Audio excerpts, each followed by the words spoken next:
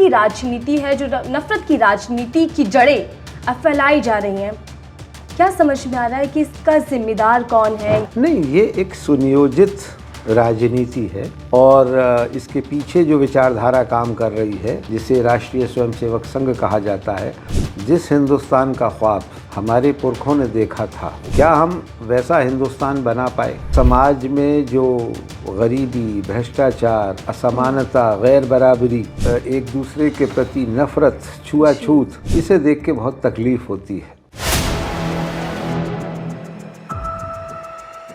नमस्कार, आप देख रहे हैं 4 PM, मैं आपके साथ नफीसा खान। धर्मनिरपेक्ष भारत, लोकतंत्र की जननी भारत, बदलते हुए इस दौर में भारत की दिशा और दशा क्या है, इन्हीं तमाम चीज़ों को लेकर आज चर्चा करते हैं और समझते हैं कि जिस भारत को लोकतंत्र की जननी कहा जाता है, उस भारत की हालात क्या हैं।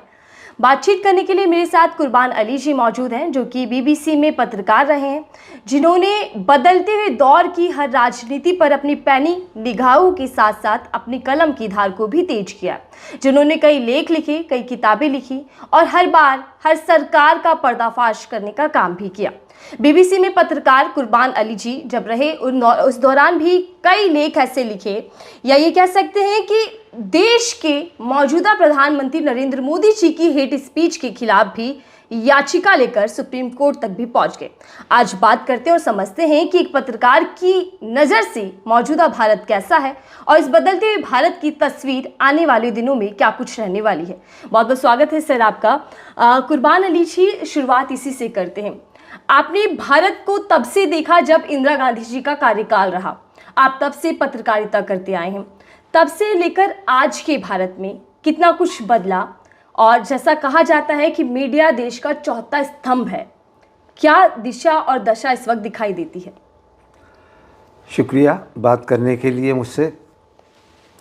देखिए, हर देश की और किसी भी भौगोलिक जो क्षेत्र होता है उसकी का एक इतिहास भी होता है, भूगोल भी होता है। बदलते समय के साथ सारी चीज़ें बदलती हैं। पूरी दुनिया में हज़ारों साल से बदलाव होता आ रहा है, बदलाव हो रहा है, बदलाव होगा, इसमें कोई दिक्कत की बात नहीं होनी चाहिए।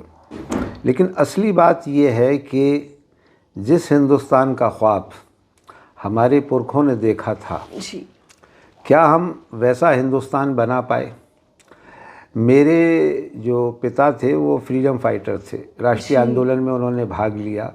उन्होंने नेताजी सुभाष चंद्र बोस के साथ आज़ाद हिंद फौज में काम किया। उनको सज़ाए मौत तक हो गई, लेकिन चूँकि मुल्क आज़ाद हो गया था इसलिए वो बच गए थे। तो उन्होंने 10 वर्ष पहले उनका निधन हुआ और उससे पहले उन्होंने अपनी आत्मकथा भी लिखी। उसमें उन्होंने लिखा कि अपने इस ग़ुलाम देश को आज़ाद होते हुए देखने की तमन्ना थी, जो पूरी हो गई।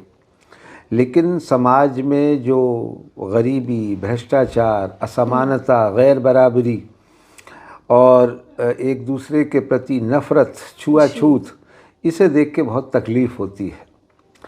और मैं एक ऐसे हिंदुस्तान का ख्वाब देखना चाहता हूँ कि जिसमें गैर बराबरी ना हो, असमानता ना हो, किसी को उसके धर्म, जाति, संप्रदाय, भाषा, लिबास के लिहाज से उसके साथ भेदभाव न किया जाए। तो आपका जो सवाल था, अनफॉर्चुनेटली वैसा हिंदुस्तान नहीं बन पाया। आज़ादी के 77 साल हो चुके हैं, 78 साल। संविधान को लागू हुए 75 साल हो गए। ये संविधान बना था जो 5000 साल पुरानी परंपराएं थीं, उनको तोड़ करके, जाति व्यवस्था का नाश करके एक समतामूलक समाज बनाने की बात उस संविधान के ज़रिए से की गई थी। और सबसे बड़ी बात थी कि बराबरी की। हर नागरिक, चाहे वो अमीर है, गरीब है, छोटा है, बड़ा है, उसके अधिकार बराबर होंगे। लेकिन पिछले 10-15 वर्षों में नागरिकता के नाम पर भी भेदभाव किया गया। ऐसा इंदिरा गांधी के समय भी नहीं हुआ था। हालांकि इंदिरा गांधी का जो आपातकाल था, इमरजेंसी थी, उसमें भी मेरे पिता 19 महीने जेल गए थे। लेकिन तब भी धर्म के आधार पर ये भेदभाव नहीं था, ये नफ़रत नहीं थी और ये माहौल नहीं था कि आज जहाँ जाइए तो पहला सवाल ये होता है कि आपका धर्म क्या है, फिर आपकी जाति क्या है, जी। आपकी भाषा क्या है, फिर आप क्या खाते हैं, क्या पीते हैं, क्या पहनते हैं, ये इस हिंदुस्तान में नहीं होना चाहिए। और जो मेरा पिछले 40 वर्षों का पत्रकारिता का जीवन है, उसमें मैंने इन कदरों को, इन मूल्यों में लगातार गिरावट देखी है। जी। कुर्बान जी, जैसा आपने कहा कि 40 वर्षों का अनुभव आपके पास है पत्रकारिता की इस दुनिया का। धर्मनिरपेक्ष भारत की बात की जाती है, संविधान में इसका उल्लेख है, और हमने और आपने बचपन से पढ़ा कि ये जो भारत है ये अनेकता में एकता वाली पहचान रखता है। लेकिन इस भारत के अंदर बीते कुछ सालों में हम देख रहे हैं कि जो धर्म की राजनीति है, जो नफरत की राजनीति की जड़ें अब फैलाई जा रही हैं, क्या समझ में आ रहा है कि इसका जिम्मेदार कौन है? ये प्रयोग है, संयोग है, जिस तरीके की हम एक के बाद एक घटनाएं देश के अंदर देख रहे हैं? नहीं, ये एक सुनियोजित राजनीति है और इसके पीछे जो विचारधारा काम कर रही है उसको लगभग 100 वर्ष पूरे होने जा रहे हैं। इस साल वो अपना शताब्दी वर्ष मना रहे हैं, जिसे राष्ट्रीय स्वयंसेवक संघ कहा जाता है, और जिसकी बदौलत केंद्र में जो आज सत्ताधारी लोग हैं वो बैठे हुए हैं। उत्तर प्रदेश सहित उत्तर भारत के अनेक राज्यों में और कई राज्यों में उनकी सरकारें हैं, दक्षिण तक भी उनकी पहुंच हुई है। तो वो विचारधारा नफ़रत की ही विचारधारा रही है। उसकी स्पष्ट विचारधारा है कि ये देश हिंदुओं का देश है, यहाँ हिंदू नंबर 1 के नागरिक बन कर के रहेंगे, बाकी तमाम धर्मों के लोगों को नंबर 2 का नागरिक बन कर के रहना होगा और सर झुका के रहना होगा। और इसमें दुर्भाग्य से वो काफ़ी हद तक कामयाब हुए हैं।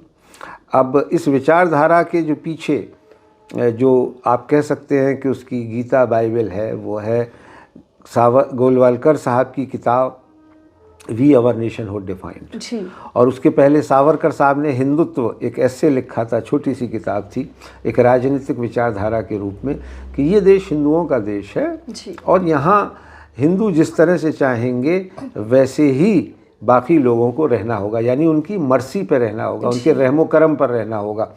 और हमने पिछले 10 वर्षों में देखा कि जब भारतीय जनता पार्टी अपने बलबूते पर सत्ता में आई 2014 में, तो तब से लगातार एक ये सिलसिला चल रहा है। पिछली लोकसभा में उनके 300 सदस्य थे और 100 राज्यसभा में थे, उनमें एक मुसलमान नहीं था, एक ईसाई नहीं था, एक गलती से सिख था। तो इसे आप पार्टिसिपेटरी डेमोक्रेसी नहीं कह सकते, इसे आप इंक्लूसिव डेमोक्रेसी नहीं कह सकते। हाँ, ये ज़रूर है कि भारतीय संविधान के तहत वो चुनी हुई सरकार थी और आज भी जो है, लेकिन भारतीय संविधान की प्रस्तावना में कहा गया है कि हम भारत के लोग ऐसा भारत बनाएंगे कि जिसमें सबके साथ न्याय होगा, सामाजिक, आर्थिक, राजनीतिक और बंधुत्व की, भाईचारे की भावना पर जोर दिया गया कि बिना भाईचारे के, बिना ब्रदरहुड के, बिना हार्मनी के ये देश नहीं चल सकता। ये संविधान की पहली लाइन है, लेकिन उसी को काटा जा रहा है, उसी की जड़ों में मट्ठा डाला जा रहा है। और आप कहने को भारतीय संविधान के तहत चुनी हुई सरकार हैं और आप चला सकते हैं, आपको पार्लियामेंट में ये घोषित करने की ज़रूरत नहीं है कि भारत हिंदू राष्ट्र है, लेकिन बाय ऑल प्रैक्टिकल पर्पसेस आपने उसे हिंदू राष्ट्र बना दिया। हिंदू राष्ट्र की बात करते हैं, जैसा हालांकि औपचारिक तौर पर कभी कोई बयान भारतीय जनता पार्टी का इस पूरे मामले में नहीं आया, लेकिन बीजेपी के कई नेता इस तरीके की संकेत दे चुके हैं। कई बाबा यात्राएं करते हैं, सनातन धर्म को जगाने की बात करते हैं। मैं आपसे समझना चाहती हूँ, अगर हिंदू राष्ट्र की कल्पना की जाए या फिर हिंदू राष्ट्र की ओर देश बढ़ता है आगे, तो नतीजे क्या होंगे? क्या जिस विश्व गुरु की बात हम करते हैं वो बनता दिखाई देगा? बेरोजगारी के मामले कम होंगे? विश्व गुरु तो छोड़ दीजिए, आपके इस देश के कितने टुकड़े होंगे इसकी आप कल्पना नहीं कर सकते। और इसके लिए हमारे सामने पाकिस्तान की एक नज़ीर है। पाकिस्तान एक इस्लाम पर आधारित राष्ट्र बनाया गया था। उस वक्त में कहा गया था, हालांकि ये थ्योरी सावरकर की है कि भारत दो कौमें रहती हैं, 2 राष्ट्र हैं, एक हिंदू एक मुसलमान, लेकिन बाद में मुस्लिम लीग ने भी उसी नीति को अपनाया और उसी आधार पर पाकिस्तान बनाया। और उस वक्त कहा जाता था कि पाकिस्तान का मतलब क्या, ला इलाहा इल्लल्लाह, मुसलमान है तो मुस्लिम लीग में आ, जो मुसलमान मुस्लिम लीग में नहीं वो मुसलमान नहीं। और उसके आधार पे एक पैगंबर, एक कुरान, एक किताब के नाम पे वो देश बनाया गया। लेकिन आप जानती हैं कि उस देश को टूटने में 25 साल नहीं लगे। और सन 46 में जब वो पाकिस्तान बनने वाला था, उसके लगभग 1 साल पहले जो उस वक्त के भारतीय राष्ट्रीय कांग्रेस के अध्यक्ष थे मौलाना अबुल कलाम आज़ाद, उन्होंने एक पत्रकार थे सोरेश काश्मीरी, चट्टान मैगज़ीन के संपादकों ने इंटरव्यू दिया था कि ये नशा इस वक्त जो मुसलमानों के सर पर नाच रहा है, जब ये नशा उतरेगा तो ये एक दूसरे का गला काटेंगे, क्योंकि वो आर्टिफिशियल मुल्क बनाया गया था। दुनिया में 2 ही ऐसे देश हैं जिन्हें मैं नाजायज़ मुल्क कहता हूँ, एक पाकिस्तान और एक इज़राइल, और जो धर्म के नाम पर और राजनीतिक कारणों से बनाए गए। इसलिए इज़राइल में तो देख लीजिए आज 75 साल हो गए, वहाँ भी शांति नहीं हो पाई, और पाकिस्तान के 2 टुकड़े हो चुके हैं। अभी कश्मीर का मामला उनको सीमेंटिंग फोर्स बना के एक रखे हुए है। जिस दिन कश्मीर का मसला हल हो जाएगा, पाकिस्तान के कितने टुकड़े होंगे मैं नहीं जानता। तो यही काम जो यहाँ लोग कर रहे हैं, जो हिंदुत्ववादी अपने आप को कहते हैं, जो हिंदू राष्ट्र की बात करते हैं, और उसकी आवाज़ आपने तो बाबाओं का नाम लिया।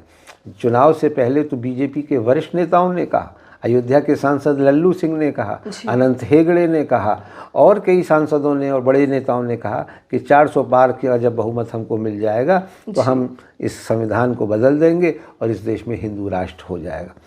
अब इससे ज़्यादा ख़राब आप हिंदू राष्ट्र और क्या बनाएंगे, जैसा पिछले 10 साल में आपने बनाया। ये हिंदू राष्ट्र ही तो है जिसमें किसी दूसरे धर्म की इज्जत नहीं है, उसको आप किसी तरह की कोई सैंक्टिटी नहीं देते। तमाम सुप्रीम कोर्ट के जजमेंट आ रहे हैं लगातार, एक के बाद एक। बीजेपी के कई बड़े नेता गए संविधान की इसी प्रस्तावना को लेकर के, जिसमें समाजवाद और सेकुलरवाद की बात कही गई कि साहब इसको निकाल दीजिए, क्योंकि ये इंदिरा गांधी ने बाद में जोड़े थे संविधान में संशोधन कर। लेकिन नहीं, सुप्रीम कोर्ट ने भी पिछले महीने अपने फैसले में कहा है कि ये बुनियादी तत्व हैं हमारी एकता के।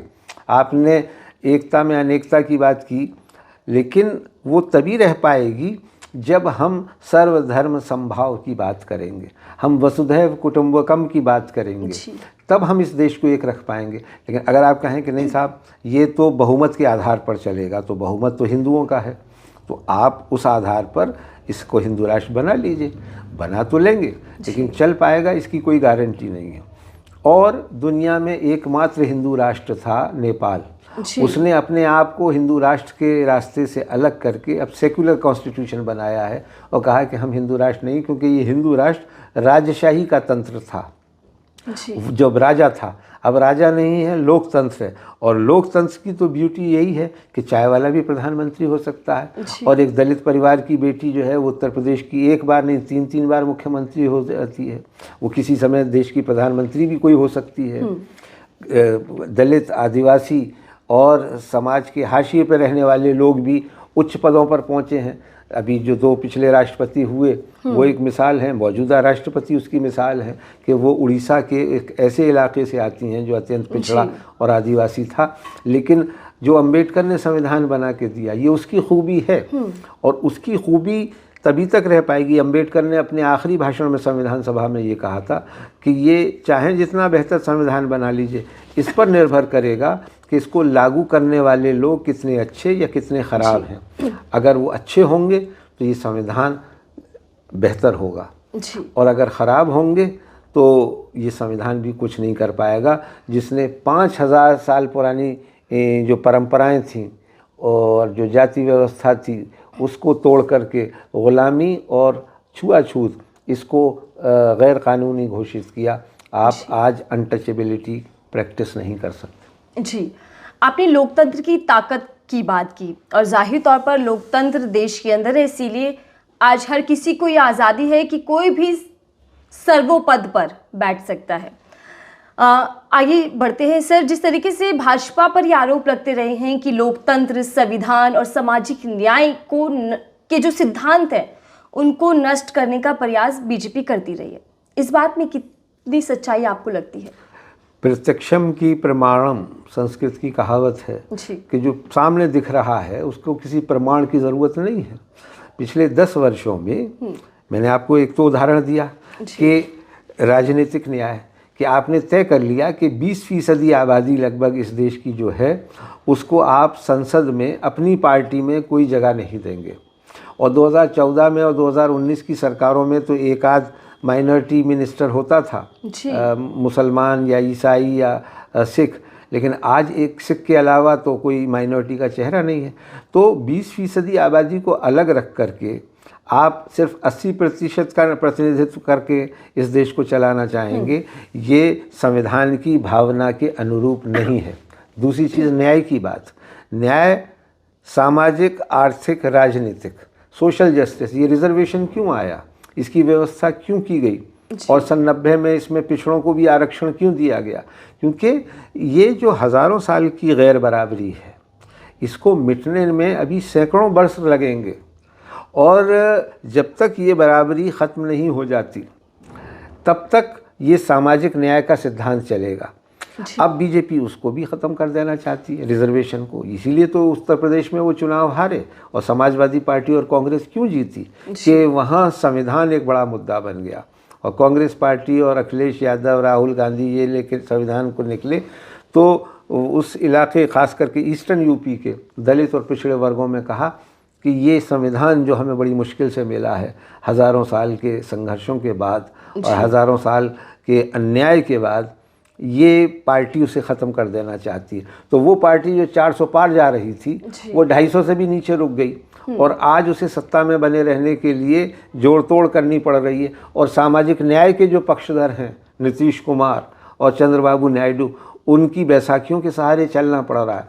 तो ये उनके लिए एक तरह से एक मैसेज भी है जनता ने। देखिए, देश की जनता जो है वो क्या करती है, वो उसके हाथ में कोई हथियार तो है नहीं, वो वोट के ज़रिए से ही आपको बताती है कि आप हैसियत में रहिए। और देखिए, ये एक बार नहीं, आज हमारे लोकतंत्र को, और उसकी भी एक खूबी है, तीसरी दुनिया के देशों में जो पिछले 100 वर्षों में आज़ाद हुए हैं गुलामी से, अकेला भारत देश ऐसा है जहाँ लोकतंत्र का जो पौधा रोपा गया था वो ना पनपा बल्कि एक तनावर दरख्त के रूप में आज दुनिया के सामने मौजूद है। और हम फ़ख्र करते हैं कि हम दुनिया के सबसे बड़े लोकतंत्र हैं। 140 करोड़ की आबादी का देश, और उसमें सत्ता परिवर्तन बिना किसी खून खराबे के हो जाता, ये अकल्पनीय है। मैं 2004 में जब वाजपेयी जी चुनाव हारे और कांग्रेस मनमोहन सिंह की सरकार बनी, तो मेरे बहुत सारे विदेशी दोस्तों ने, खासकर पाकिस्तानी दोस्तों ने लंदन में पूछा कि क्या भारत में सत्ता परिवर्तन हो जाएगा। मैंने कहा, भारत में तो वोट के ज़रिए से ही होता है और हो जाया करता है। इंदिरा गांधी चाहें जितनी बड़ी निरंकुश तानाशाह हों, उनको भी वोट के ज़रिए से इस देश की जनता ने हटा दिया, लेकिन 2.5 साल बाद दोबारा जनता उनको ले आई। उनके बेटे राजीव गांधी को 1984 के चुनाव में, आज से 40 साल पहले, 410 सीटें लोकसभा की दी, लेकिन वो उस मैंडेट का ख्याल नहीं रख पाए। उनकी लोगों की, जनता की भावनाओं के, आकांक्षाओं के अनुरूप काम नहीं कर पाए, तो वो 410 वाली पार्टी 200 से भी नीचे सिमट गई 89 में, और वीपी सिंह प्रधानमंत्री बने और गठबंधन सरकारों का दौर शुरू हुआ। तो जनता ने एक मैंडेट दिया है। 2024 का जो संदेश है वो बिल्कुल साफ है कि औकात में रहो, संविधान के दायरे में काम करो, और ये नफ़रत की राजनीति ना करो जो चुनावों के दौरान तुम कर रहे थे। लोगों को घुसपैठिया कह रहे थे, विदेशी कह रहे थे, और आपस में लड़ाने भिड़ाने के काम कर रहे थे। जी, आपने जिक्र किया मोदी सरकार का। सर, भारतीय जनता पार्टी के लीडर्स, यहाँ तक कि पीएम मोदी खुद इस अहंकार में आ चुके हैं कि उनको हराने वाला कोई नहीं है। 30 कार्यकाल उनका चल रहा है, तो क्या इस गलतफहमी में है कि जो फूड डिवाइड एंड रूल वाली जो पॉलिसी वो अपनाए हुए हैं, इसके सहारे वो 50 साल तक सत्ता पर काबिज रहने वाले हैं? क्योंकि गृह मंत्री अमित शाह जी कहते हैं कि 50 साल तक देश में बीजेपी का ही राज रहेगा। देखिए, मैं कोई ज्योतिषी नहीं हूँ, कोई भविष्यवक्ता नहीं हूँ, लेकिन पिछले 100 वर्षों में जो कंटेम्प्रेरी पॉलिटिक्स है या कंटेम्प्रेरी हिस्ट्री है, उसमें कोई भी निरंकुश तानाशाह वो 50 साल तो छोड़िए, 10 साल से ज़्यादा भी नहीं चल पाया।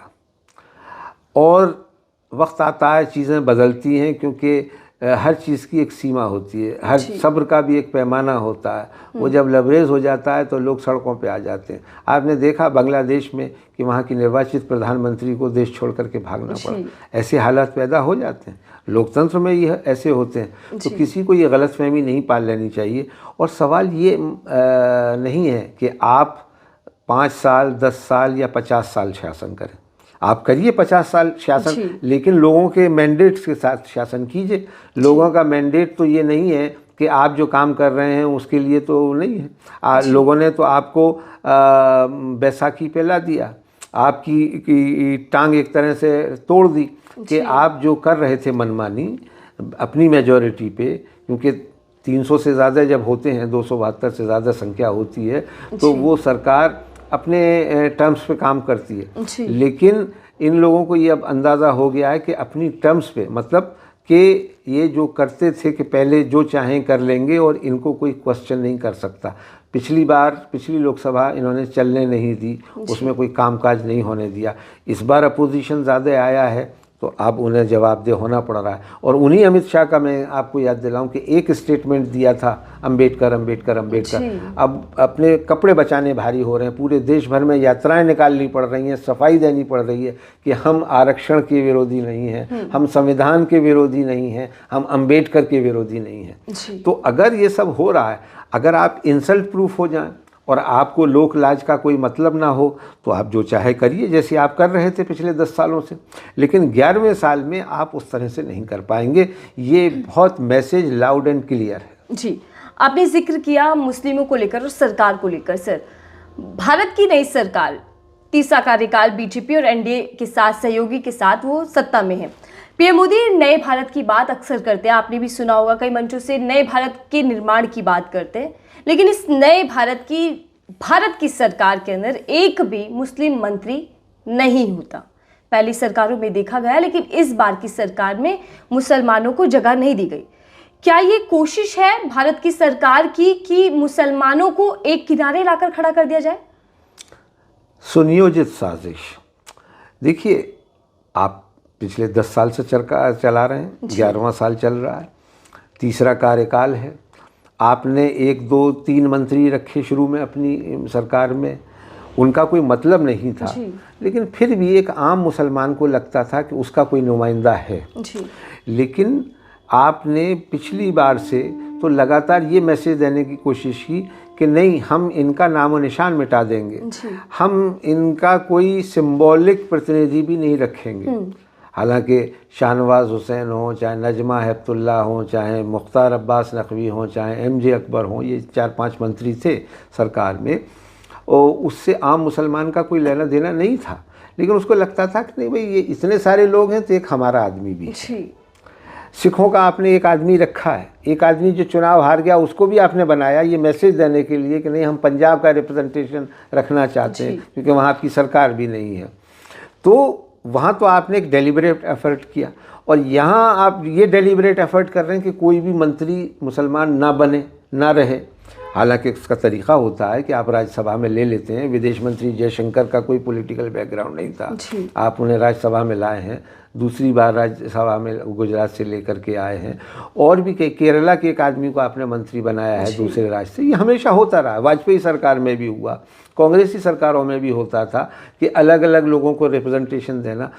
लेकिन आप बात तो करते हैं सबका साथ और सबका विकास, लेकिन सबका साथ तो नहीं है।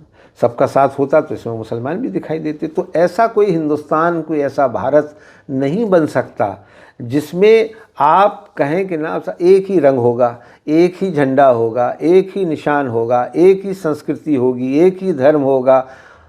ऐसे देश नहीं चला करते। और प्रधानमंत्री हुए चंद्रशेखर, जब ऑपरेशन ब्लू स्टार हुआ था तो उनका एक बड़ा ऐतिहासिक सेंटेंस था कि जब लोगों के दिल टूट जाते हैं तो मुल्क टूट जाया करते हैं। और ये हमने देखा है कि पाकिस्तान जो एक धर्म के नाम पे बना था, वो जब पंजाबियों को, बंगालियों को ये लगा कि ये पंजाबी हमारे ऊपर जुल्म कर रहे हैं, 30 लाख से ज़्यादा बंगालियों को मारा गया था, उनकी महिलाओं के साथ बलात्कार किया गया था, और चुन के आए थे शेख मुजीबुर रहमान और प्रधानमंत्री बने थे जुल्फ़िकार अली भुट्टो, तो बांग्लादेश का निर्माण हो गया। बांग्लादेश की आवाम ने कहा कि हेल विद यू, तुम्हारा पाकिस्तान तुम्हारे पास, हम तो अपना बांग्लादेश बनाएंगे और हम उसमें हम खुश रहें या परेशान रहें, लेकिन हम आपकी ग़ुलामी नहीं सहेंगे।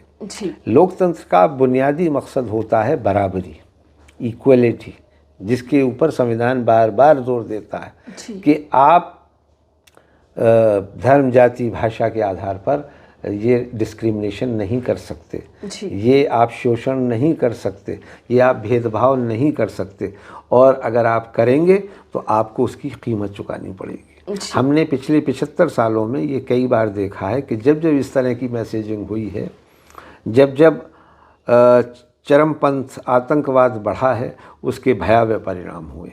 जी सर, मैंने जैसा आपने शुरुआत में ही बताया, आपने हेट स्पीच को लेकर काफ़ी याचिकाएं लगाई, यहाँ तक कि पीएम मोदी के खिलाफ भी आपने एफआईआर दर्ज करवा दी थी, और आपने ये भी कहा कि जो हेट स्पीच का सिलसिला बढ़ता जा रहा है वो गृह युद्ध की और एक प्रयास किया जा रहा है। इसको लेकर आप क्या कुछ बताना चाहेंगे? देखिए, ये बात है दिसंबर 2021 की, जब हरिद्वार में एक तथाकथित धर्म संसद हुई और उसमें सीधे तौर पर जेनोसाइड की अपीलें की गई, नरसंहार की बात की गई और काट देंगे मार देंगे की बात हुई, और खुलेआम टीवी स्क्रीन्स पर, टीवी कैमरों की मौजूदगी में तो मुझे लगा कि शायद इस देश की जो कानून व्यवस्था है या जो और भी व्यवस्थाएं हैं वो अपना काम करेंगी और इस पर कुछ अंकुश लगाने का काम होगा। लेकिन जब नहीं हुआ तो मैंने सुप्रीम कोर्ट में PIL दायर की, और उसके नतीजे में जो उसमें तथाकथित साधु थे, क्योंकि मैं उन्हें साधु नहीं मानता, कोई साधु इस तरह की बात नहीं करता, साधु तो अच्छी बातें करते हैं, प्यार मोहब्बत की बातें करते हैं, मेल जोल की बात करते हैं, मेल मिलाप की बात करते हैं, वहाँ सिर्फ़ और सिर्फ नफ़रत की बात की जा रही थी। तो सुप्रीम कोर्ट ने इनिशिएटिव लिया और कुर्बान Ali versus union of India ये एक मुकदमे की नज़ीर बनी है, और इसमें कहा गया है पुलिस से कि आपको किसी FIR की ज़रूरत नहीं है। अगर आपको ये लगता है कि कहीं कोई हेट क्राइम हुआ है तो आप सो मोटो अपने आप से कार्रवाई कीजिए, किसी FIR का इंतज़ार मत कीजिए, और जो लोग ये विद्वेष फैला रहे हैं उनके ख़िलाफ़ कार्रवाई कीजिए, उन्हें बंद कीजिए। तो कई बार ये बात आई पुलिस की तरफ से कि हेट स्पीच डिफाइंड नहीं है कानून में, तो हम किस तरह से कहा, लेकिन हैं बहुत सारी धाराएं हैं जो 151 है, 153 है, उसमें ये जो भी समाज की भावना को दुर्वेश बढ़ाए और नफ़रत फैलाए और जिससे दूसरे लोगों की भावनाएं आहत होती हों, ऐसी धाराएं हैं, उनके तहत कार्रवाई की जानी चाहिए। कार्रवाई की गई है।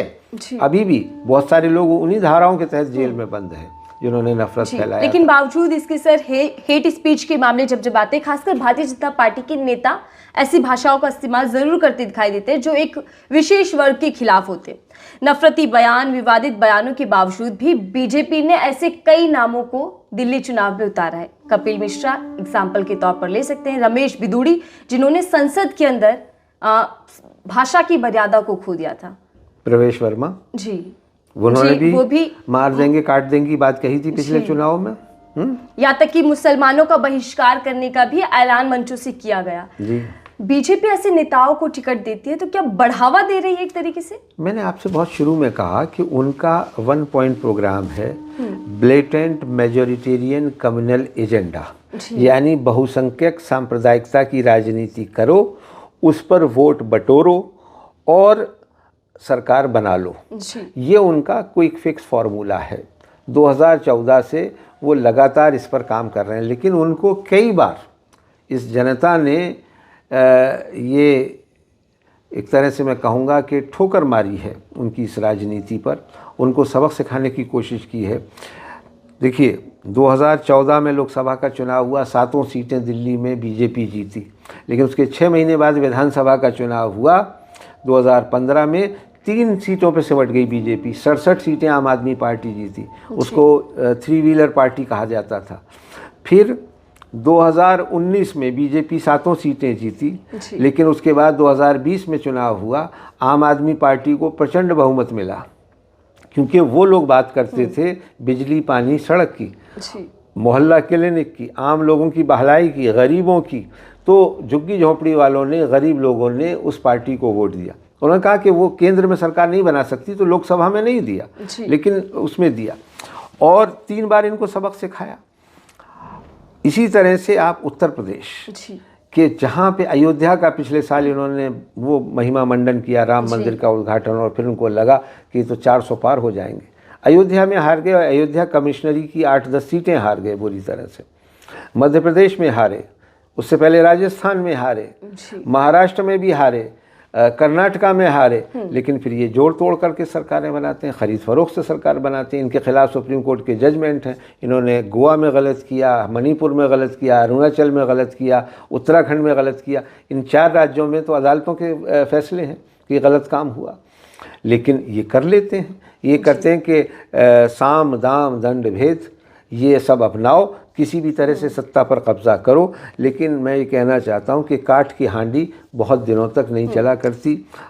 जब लोगों को लगेगा कि उनकी बुनियादी समस्याओं का हल नहीं हो रहा है, वो भूखे हैं, उन्हें पीने को पानी नहीं है, रोज़गार नहीं है, बदन को ढकने के लिए कपड़ा नहीं है, सर को ढकने के लिए छत नहीं है, तो वो फिर बहुत ज़्यादा दिन इन जुमलेबाजियों में नहीं रहेंगे। इन्होंने शुरुआत में किया था कि हर एक के घर में, हर एक के बैंक खाते में 15-15 लाख रुपए आएंगे, 5 पैसे किसी के खाते में नहीं आए। महंगाई बढ़ गई, बेरोज़गारी बढ़ गई, और मल्टीनेशनल कंपनियों की मौज हो गई, उनकी चांदी हो रही है।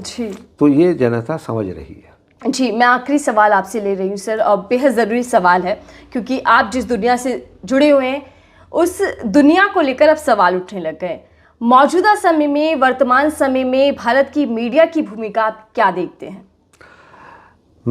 मुझे कहते हुए कोई झिझक नहीं है कि इस वक्त जो हमारा so called main stream media है वो बेहद शर्मनाक हालत में है, और उस मीडिया से अपने आप को जोड़ने में मुझे शर्मिंदगी महसूस होती है।